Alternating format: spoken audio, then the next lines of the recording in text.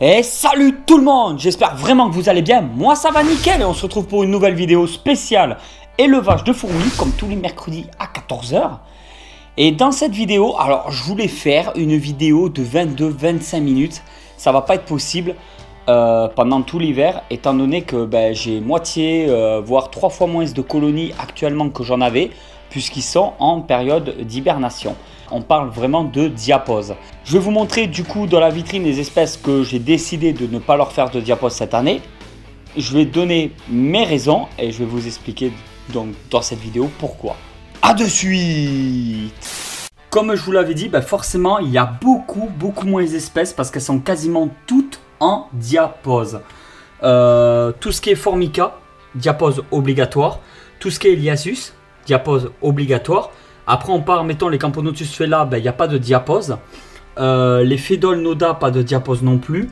Les Camponotus nicobarendis, pas de diapause. En gros, je fais pas de diapause pour les espèces exotiques. Par contre, les Messer Barbarus, ça a été très longtemps sujet à débat et ça allait encore sur les différents forums, les différents réseaux sociaux. Beaucoup disent qu'il faut une diapause, c'est obligatoire, et d'autres disent qu'il ne faut pas du tout de diapause.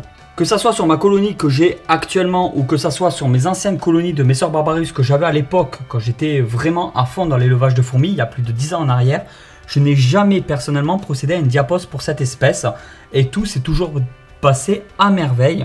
Ensuite, oui, on peut faire un repos hivernal pour reposer la reine qui se mettra à repondre de plus belle dès le printemps qui arrive quoi. Moi, le truc, c'est que elle pond toute l'année, il n'y a vraiment aucun souci. Quand on voit c'est blindé et il n'y a pas du coup de diapause pour cette espèce là. Voilà, pour moi ce n'est pas une obligation, je ne la fais pas et on verra plus tard qu'est-ce qu'il en est. Justement j'expérimente ce côté là, on verra vraiment au fur et à mesure des années comment ça se passe. Alors ça c'est le nid qui sert de grenier de graines, je ne sais pas si vous vous en rappelez, j'avais fait un petit tuto vite fait. Voilà, c'est une vitre avec une boîte de plexi. Là j'ai prévu un bouchon de raccord pour une future extension. Et là en fait elles y mettent détritus graines à l'intérieur et elles y mettent les graines à ce niveau là. Elles utilisent aussi l'air de chasse de ce nid là, le Castel Rock, pour pouvoir fabriquer le pain à fourmis. Depuis que j'ai fermé l'air de chasse, elles considèrent vraiment que c'est une partie vraiment du nid, une salle supplémentaire. Ici ce sont les Crématogaster scutellaris, elles ne font pas non plus de diapause chez moi. Alors là par contre sur cette espèce c'est pas que je fais à ma façon, c'est que je suis contre faire une diapause directement. Voilà, pour moi les Crématogaster scutellaris c'est totalement inutile de faire une diapose. Ça peut même nuire à l'ensemble de la colonie. En France elles se sont bien développées, mais il ne faut pas oublier que d'origine les Crématogaster ne sont pas une espèce française et beaucoup de gens ne le savent pas. Sans dire de bêtises, il me semble que c'est africain à l'origine et que ça remonte à il y a tellement longtemps en arrière qu'on ne sait pas trop comment elles sont arrivées en France. Tout comme les Phédol pallidula, qui est à l'origine, d'après ce que j'ai compris, une espèce qui n'est pas française. Alors ça on le met là, et là comme vous pouvez le voir, les Phédol Noda, elles ont littéralement explosé. Hop, on va soulever ça. Voilà, ça c'est les Phédol Noda. Et l'air de chasse. Bon là en ce moment elles sont au calme. Il y a des sexués de partout, du couvain de partout, c'est vraiment un truc de malade. Alors ici nous avons les Camponotus Fela qui se portent à merveille. Bon ici c'est le coin des chiens, elles m'ont vraiment tout pourri. Toujours abreuvoir en permanence parce que je les maintiens. Ah, elles ont calculé, elles ont commencé à paniquer. Je les maintiens 100% secs depuis le début que je les ai mis dans ce nid.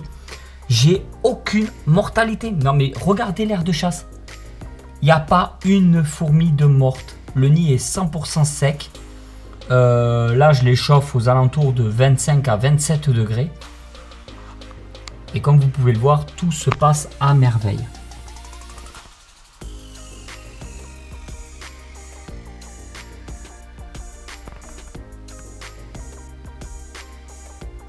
Mais regardez, là il y a un major, il est énorme. Je vais essayer. C'est une espèce qui n'est pas du tout agressive, le major ne cherche pas du tout à m'attaquer.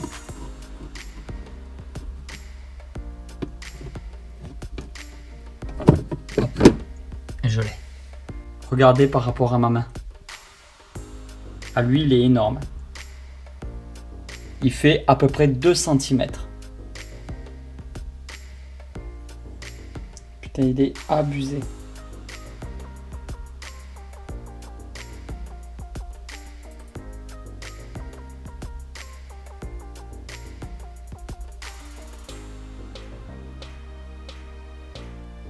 Ah, ça c'est la protéine, ça c'est de la bonne protéine.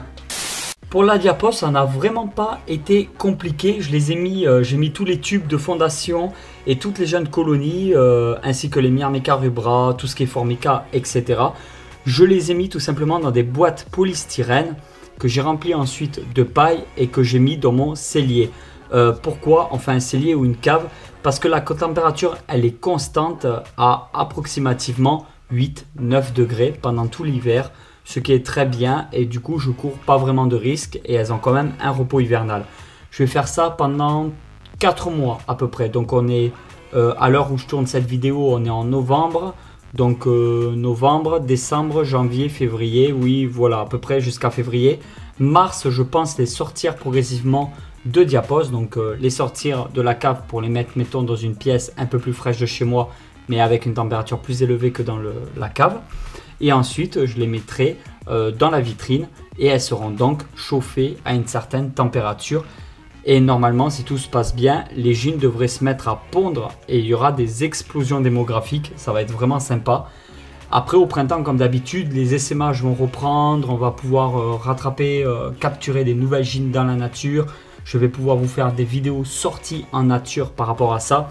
J'espère que ça vous plaira. Il y a énormément de projets pour 2018 sur la chaîne YouTube.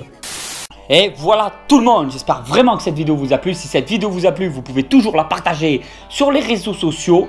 Je me retrouve aussi donc sur Snapchat. Je fais des petits snaps un peu tous les jours, ça pourrait vous intéresser. Et je vous dis à très vite pour une nouvelle vidéo. Allez tout le monde, ciao ciao.